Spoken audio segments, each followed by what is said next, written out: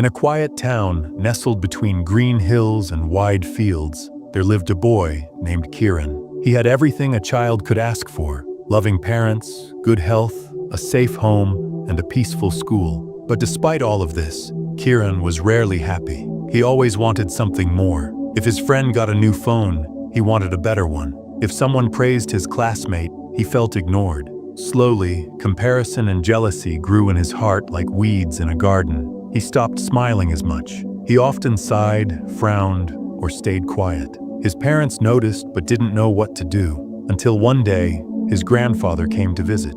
Kiran's grandfather was a gentle man with silver hair and a calm voice. He lived a simple life in a small hut near the edge of the forest and was known for his wisdom. That evening, noticing Kiran's gloom, he said, "Let's go for a walk." They strolled down a quiet trail surrounded by tall trees and chirping birds. After a while, the grandfather sat on a stone and looked at Kiran. "Tell me, my boy," he said, "what troubles your heart?" Kiran sighed. "I don't know. I just feel like everyone else has more, better things, a better life." The old man nodded slowly. Then, without another word, he pulled out a small golden notebook from his pocket. "This," he said, "is a magic notebook. It changed my life. Would you like to try it?" Kiran's eyes lit up. "Magic? What does it do?" "It shows you what you already have," his grandfather replied. "Write down 3 things you're grateful for every day, no matter how small. Do this for 30 days, and you'll see the magic." Kiran was unsure, but he agreed. That night, he opened the notebook and stared at the empty page. After thinking for a while, he wrote about how soft his bed felt, how his mother had made his favorite curry for dinner, and how comforting the sound of rain was outside his window. The next day, he struggled a bit. What else could he write about?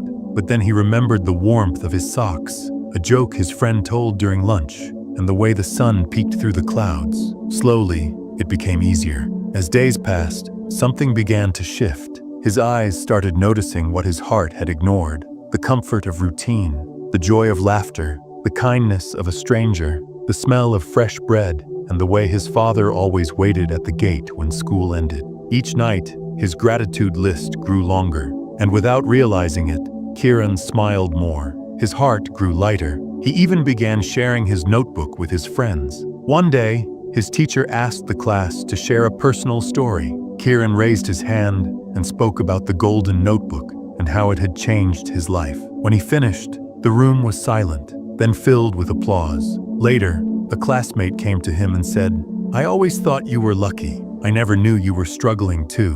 Thanks for sharing." Kiran understood then, everyone has something they're grateful for and something they're struggling with. But when we choose to focus on gratitude, we begin to heal. 30 days passed, but Kiran didn't stop writing. He no longer needed the magic of the notebook, because the real magic was in his mind. He had learned the truth. Gratitude doesn't change what we have. It changes how we see what we have. And that is where happiness begins.